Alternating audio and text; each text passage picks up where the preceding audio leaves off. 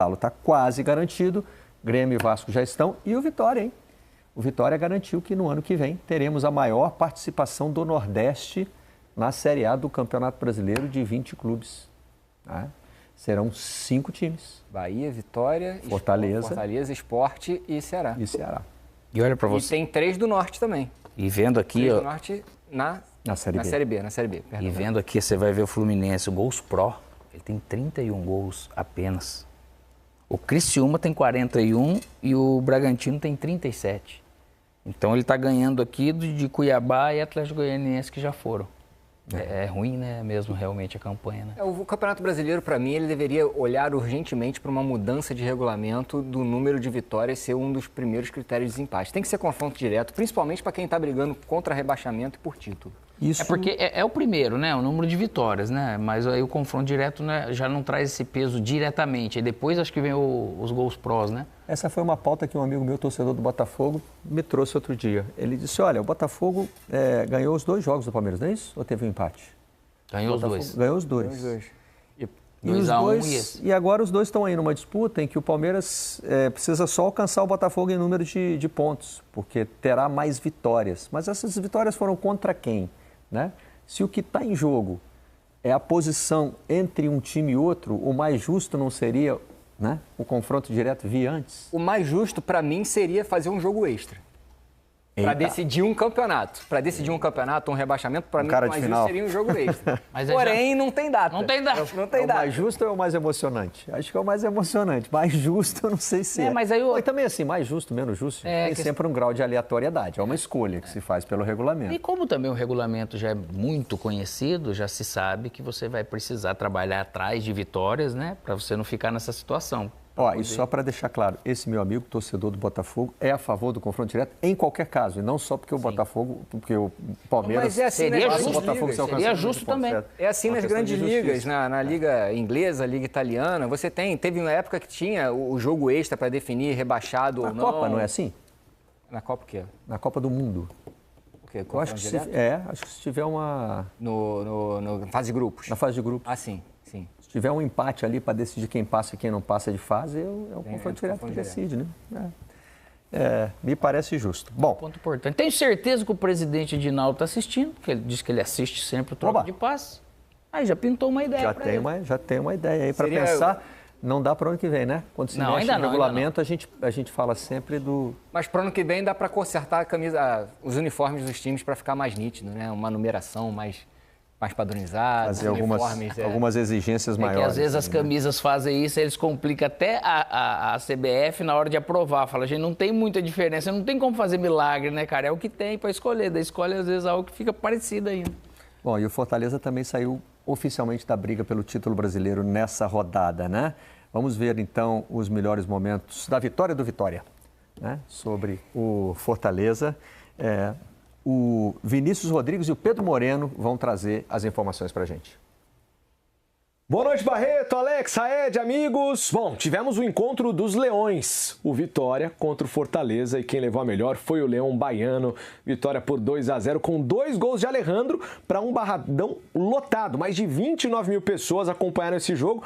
Para opostos de tabela, né, Pedro Moreno? O Vitória que poderia, com a vitória, se livrar do rebaixamento contra o Fortaleza, que se vencesse ainda teria chances matemáticas de título, mas um grande jogo tivemos em Salvador, amigo. É isso, um abraço para os amigos ligados no Troca e uma vitória incontestável da equipe baiana, né? Desde os primeiros minutos merecendo, iniciando o jogo de maneira agressiva, conseguindo encontrar as principais oportunidades, conseguiu chegar ao primeiro gol muito cedo, com 8 minutos de jogo, uma jogada na movimentação, a movimentação interessante do Mosquito lá pelo lado esquerdo, cruzando essa bola na área. O Alejandro, agora artilheiro do Campeonato Brasileiro, junto com o Yuri Alberto, os dois com 13 gols, parecendo com muita liberdade dentro da pequena área para abrir o placar pro Vitória.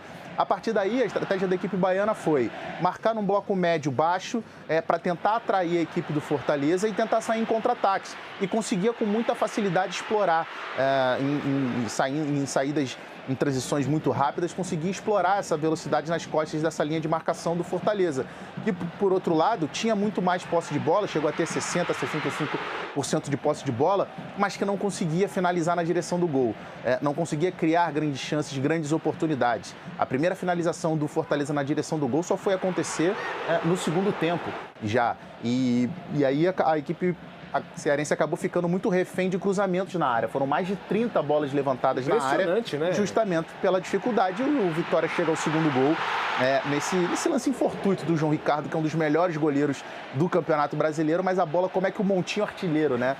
Justamente a irregularidade do gramado, a bola bate no gramado, vem na canela do João Ricardo e sobra para o Alejandro. E aí é muito mais, como eu disse na transmissão, né? Eu prefiro muito mais dar o mérito do Alejandro de estar ligado na jogada, conseguir se aproveitar ali do lance, do que exatamente uma falha do João Ricardo, porque foi um lance ali de azar. E aí, para o segundo tempo, o Vojvoda faz alterações, coloca o time mais para frente, entra com o Caleb no lugar do Hércules, mais um meia para tentar auxiliar o Pochettino na construção, na articulação. Mas a verdade é que o Vitória o tempo todo teve muito mais próximo do terceiro gol do que o Fortaleza de diminuir o placar. Claro que quando você entra com o meia no lugar de um volante, você fica ainda mais exposto, só que o Fortaleza, com a posse de bola, não conseguia criar, não conseguia chegar ao gol.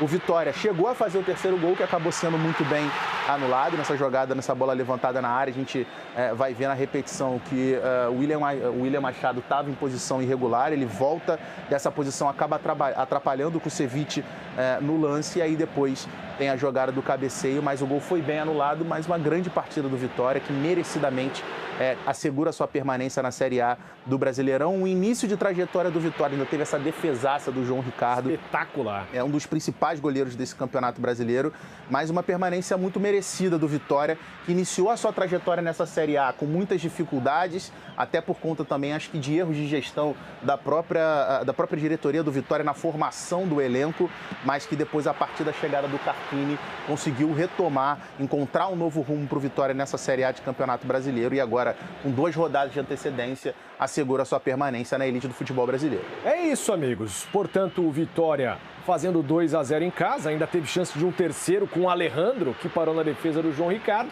Detalhe curioso, né? O Vitória esteve na zona do rebaixamento por 17 rodadas e agora, faltando 2, consegue se livrar de qualquer possibilidade do rebaixamento. Do outro lado, Fortaleza, 18 rodadas no G4, dessa vez caindo para a 5ª colocação. Abraço, amigos. Bom programa para vocês. Obrigado, Vinícius. Obrigado, Pedrão. Então, vamos aproveitar, já que eles terminaram falando em chance de rebaixamento, porque o espião estatístico já me passou o serviço completaço aqui. Opa! Então, temos remotas possibilidades de Vasco, muito remotas mesmo, 0,25%. Grêmio, 1,63%. Só para falar que tem, né, algo, né? E Vitória, 1,74% de chegar à Libertadores, via fase pré-grupos. Sim. São combinações de resultados assim, né, pontos, muito né? difíceis de alcançar, mas elas ainda existem. Ainda existem resultados que levam até o Vasco para a Libertadores. Só que na prática o que a gente está vendo é o Bahia com mais de 80%, o Corinthians com quase 70% e o Cruzeiro com mais de 40%, né, brigando diretamente por essas vagas. Já com relação... Não, agora o que eu tenho aqui são números sobre os gols da rodada. O Fortaleza foi o único time que não marcou. Foi uma rodada bem prolífica, assim, em termos de gol. E foi aliás... E foi um time azarado, né? O Fortaleza? Porque você viu o lance daí que o Tite vai recuar, pega bem na linha da pequena área, a bola, ela aqui... E aí mata o João Ricardo, que faz o excelente Campeonato Brasileiro. Foi uma rodada muito prolífica. A rodada com mais gols no Campeonato Brasileiro. 36ª rodada, 36 gols. Dos jogos tensos. Tudo redondinho. O pessoal tá acertando bem. É que tá na prática, né? Tá bem praticado já. O pessoal tá calibrando na pontaria. E ele, né? Artilheiro Alejandro. Alejandro San? Ou Alejandro da Lady Gaga, né? Pode ser também. Barreto, eu te falei aqui pro Alex antes. Olha lá agora o lance, ó. Alejandro que alcança o Yuri Alberto. Olha aí, ó. Ai, que pecado, cara. Alcança o Yuri Alberto na artilharia do campeonato, né? Os dois agora têm 13 gols. Quer uma